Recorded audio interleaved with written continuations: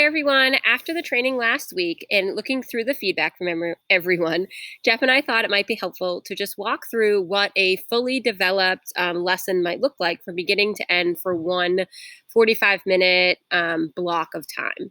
And so this is what we envision you might use all of these resources that we created for you to create this remote learning lesson for one day.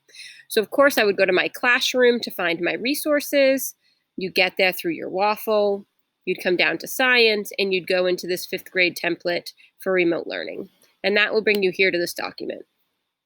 So when you're here, you want to find the slide that says fully developed resources. And we'd change the title of it to fully developed resources just to be more transparent, that the links you're going to find on this page can literally just be shared with students by making a copy of it. So they're ready to go. So what might one lesson look like? What might one day in a science classroom in 5th grade look like if I have 45 minutes to create this synchronous and asynchronous lesson with students? I may start here with a bell ringer. So I have my students in front of me in either Google Meet or in Zoom, and I'm going to go ahead here to this Pear Deck bell ringer. Now, if you don't know how to use Pear Deck yet, or you're not ready for students to be interactive with you in Pear Deck, no worries. You can just use green or red Post-it notes or a sign that says true or a sign that says false. Have students write those words on a piece of paper and have them hold them up so that there's no reason why, if you're not comfortable with Pear Deck, you can't use this resource. It just means that you modify it so that instead students would hold up the word true or hold up the word false. So I can tell time with my shadow. Students would go ahead and either interact with the Pear Deck or hold up true or hold up false. As you're in the meet with them, you are looking and doing a quick check-in to see who's saying true and who's saying false, and however you're collecting that data. Then you would go ahead and move forward and watch this video with students. Now, if you wanted to watch this video, you just go ahead and click on it and you can see it will start playing. We're not going to watch the whole thing now, but you would watch this video with students on how sundials work and what they do with the shadow and the sun. And then you might, again, come back to this question. Has anyone changed their mind? Would anyone like now to say false where they had said true, or say true where they had said false? And again, they could interact with the Pear Deck or just hold up your true or false signs. So let's say this may take about 5 or 6 minutes to do with students as you have them during synchronous learning. I may decide, okay, now I have their attention. They know we're going to be talking about shadows.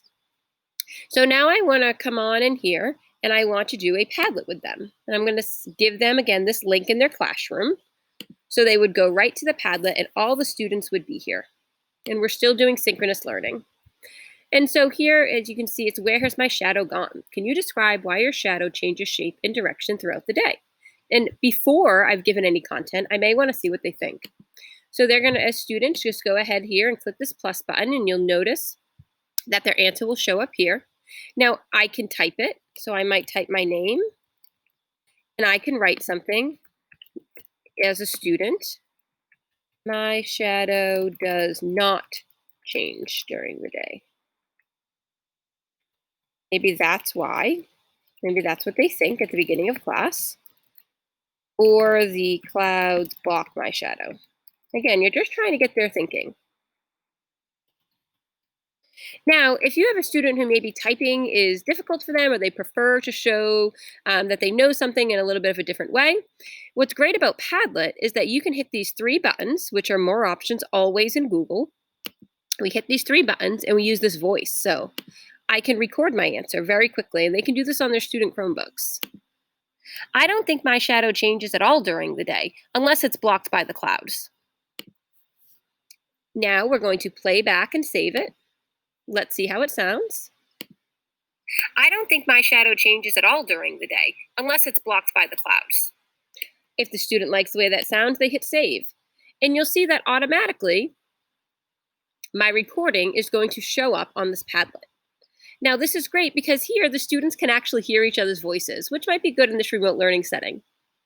So again, I've started with a bell ringer. I've gone onto a Padlet. I've gained some understanding of what students are thinking about why their shadow changes or if their shadow changes.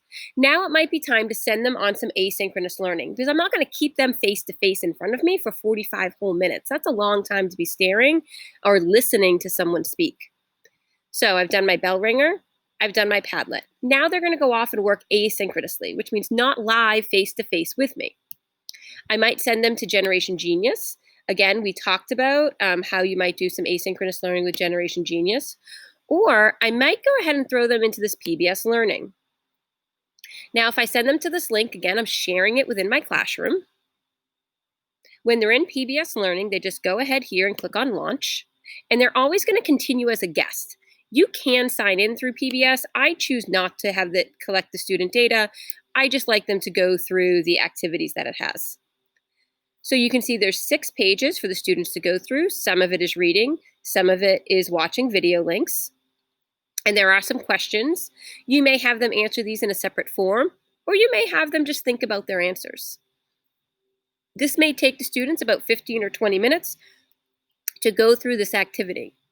Now, what I would be doing is I would be looking at my results of the Padlet, and I may be checking in with those students in the Padlet who thought that their shadow didn't change during the day, and seeing if they're following along with the interactive and if their thinking has changed. So again, during this asynchronous time is my time as a teacher where I can really be checking in one-on-one or in small groups with students through email or through commenting on their docs to see if they're getting the content that we're delivering.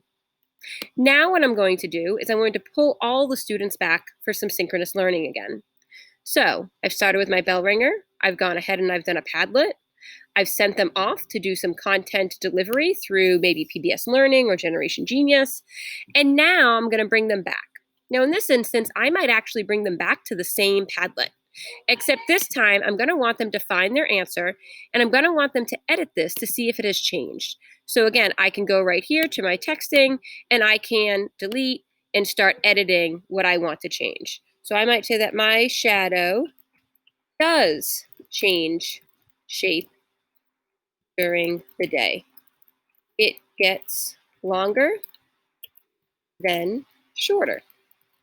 So this is a great way to, again, gauge what students have learned and if they're picking up the information that you want them to. This is one example of a 45-minute lesson. Now you can see there's definitely more resources on here than one day, but there's not enough for the full length of this unit, which happens to be 4 weeks. So this is why Jeff and I are encouraging teachers to insert comments here so that we can collaborate together and all make these fully developed resources to share with each other. And if you aren't sure how to do that, we go ahead and we insert the comment. And we're going to write what standard it's addressing. So maybe this is moon phases. And this is using Google Slides. You're going to write the tool that you're using. And this deals with or hits on dialogue. And then you would go ahead and paste in the link to your fully developed resource. A resource that a teacher would be able to, just like these, click on, file, make a copy, and go ahead and share with students. What we don't want is to develop a long list of links that we then have to develop ourselves. We really want to be able to share these fully developed resources with each other. So I hope that helps. Again, if you need any support, we have our office hours between 8 and 9 every Friday, or just reach out to Jeff and I, and we'd be glad to help. Have a great afternoon.